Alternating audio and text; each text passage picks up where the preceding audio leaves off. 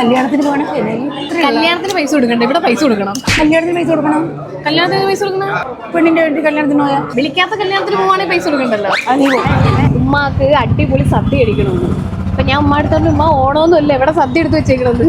അപ്പോഴാ പറഞ്ഞു ഇവിടെ ട്രിവാൻഡ്രത്ത് ഫേമസ് ആയിട്ടുള്ള മദേഴ്സ് ക്ലാസ്സിൽ ഉച്ചയ്ക്ക് ഫുൾ ടൈം അടിപൊളി സദ്യ, അത് പായസമൊക്കെ കൂട്ടി നല്ല അവിയല്, തോരൻ, പരിപ്പ്, സാമ്പാർ, പായസം അത് 4-5 കൂട്ടൊക്കെ ഉണ്ടെന്നാണ് പറയണേ. നമ്മൾ അങ്ങോട്ട് ഇതാ ഓട്ടോയിൽ ഇങ്ങനെ പൊയ്ക്കൊണ്ടിരിക്കുകയാണ്. ഉമ്മയുടെ സന്തോഷം നോക്ക്.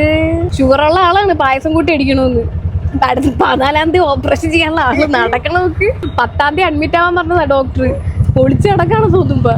ഫുഡിന്റെ കാര്യത്തിൽ ഒരു കോംപ്രമൈസും ഇല്ല കേട്ടോ. ഫുഡ് കഴിക്കണമെന്ന് തോന്നി അപ്പം തന്നെ കഴിച്ചേക്കണം, നാളത്തേക്ക് മാറ്റി വെക്കരുത്. അങ്ങനെ ഇവിടെ വന്നു, ഇല വന്നു, സദ്യ വന്നു. എന്നും വന്ന് 500 രൂപ എടുത്ത് വാങ്ങിച്ചിരിക്കാൻ പറ്റില്ലല്ലോ. ഒരു കൂടെ 500 രൂപയാണോ?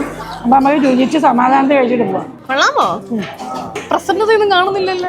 ഉണ്ട് വിശന്നിരിക്കുമ്പോ പിന്നെ ഉണ്ടായി.